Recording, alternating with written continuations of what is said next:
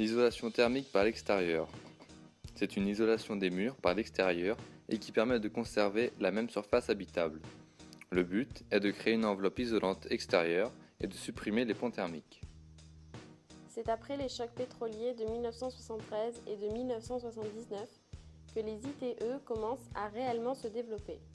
On se rend compte que les habitations ont une forte déperdition d'énergie, entraînant par ailleurs une forte consommation du gaz et du pétrole.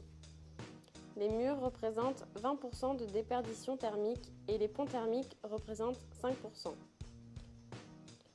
On comprend sur ce schéma que l'isolation par l'intérieur laisse passer les fuites thermiques.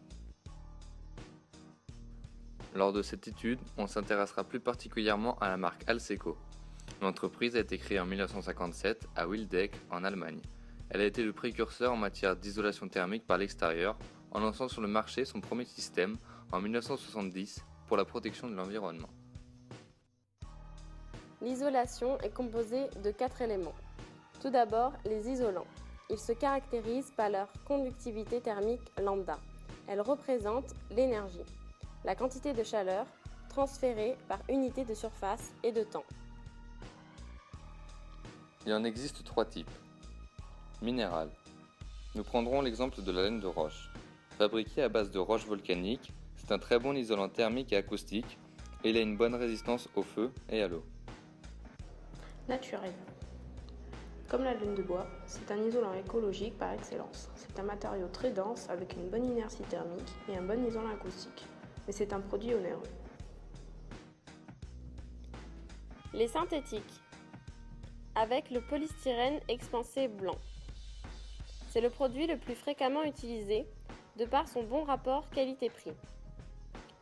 Le polystyrène expansé gris a une faible épaisseur, ce qui en fait un matériau très utilisé pour la rénovation quand la place manque.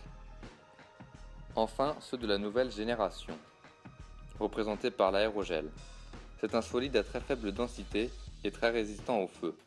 L'aérogel le plus isolant est celui en silice avec du carbone ajouté. Il est 3 fois plus isolant que la laine de verre. Le béton cellulaire. C'est un composant qui permet d'allier structure et isolant en un seul élément.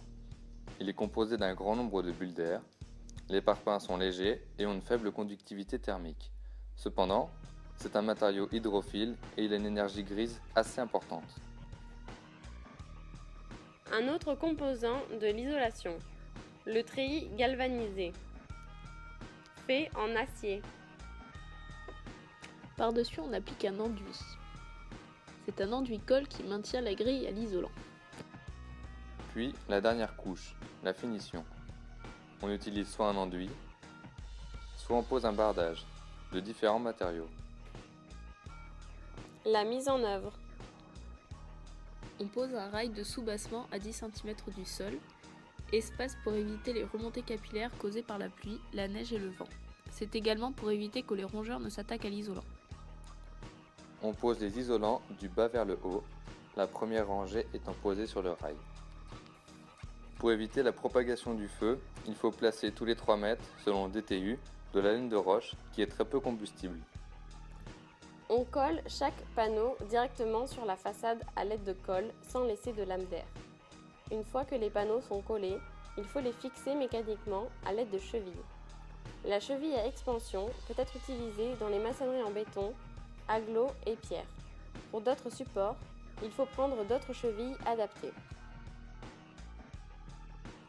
On applique un enduit de marouflage.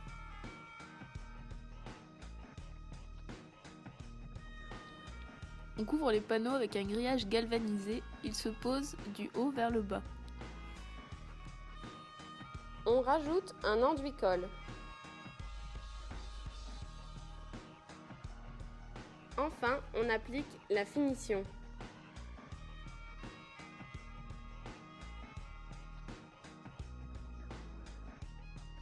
Alseco propose l'ensemble de tous les éléments qui constituent l'isolation. Ils ont établi différentes gammes présentant chacune une spécificité. Notamment la gamme Aero, qui est spécialisée dans les grands immeubles. La gamme Quattro, quant à elle, a une bonne protection contre la prolifération des algues. Nous retenons en particulier les deux gammes suivantes. Nova et Carbone. Nova a une bonne résistance au feu. Elle est classée MO, c'est-à-dire qu'elle est très peu combustible.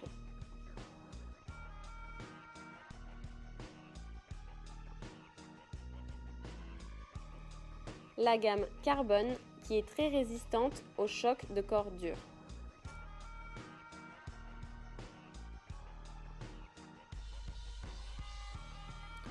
En comparaison avec un isolant qui ne résiste pas au choc.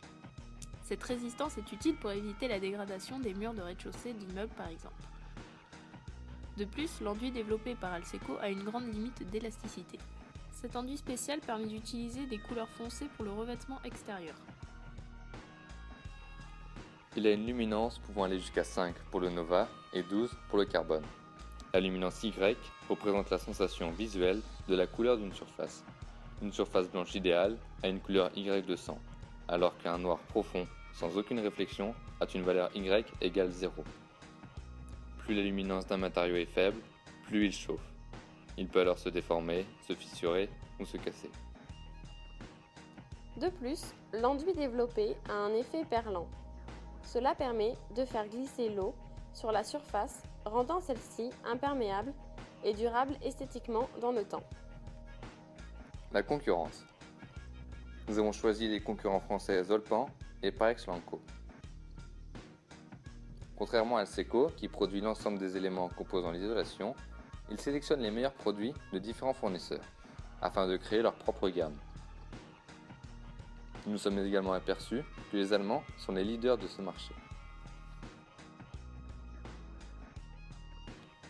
L'ITE peut être utilisé lors de nouvelles constructions. Par exemple, Alseco a été utilisé pour le lycée Freiherr vom Stein. L'isolation par l'extérieur est également utilisée en réhabilitation, comme le lotissement Untere Rautenstraße.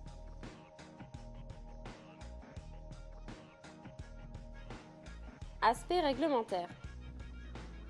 En 1982, le label Haute Isolation devient obligatoire pour tous les logements. En 1988, renforcement de la réglementation, progression des labels HPE et solaire.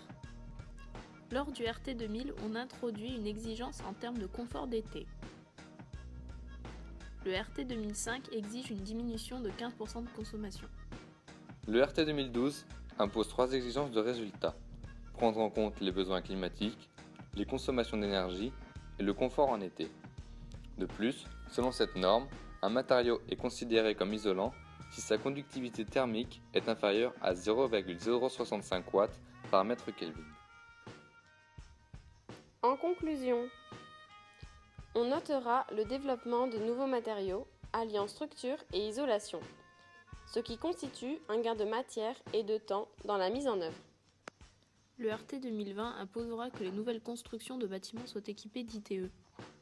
Cependant, l'isolation thermique par l'extérieur pose certains problèmes dans les rénovations, car elle modifie la façade originelle que l'on voudrait pouvoir conserver.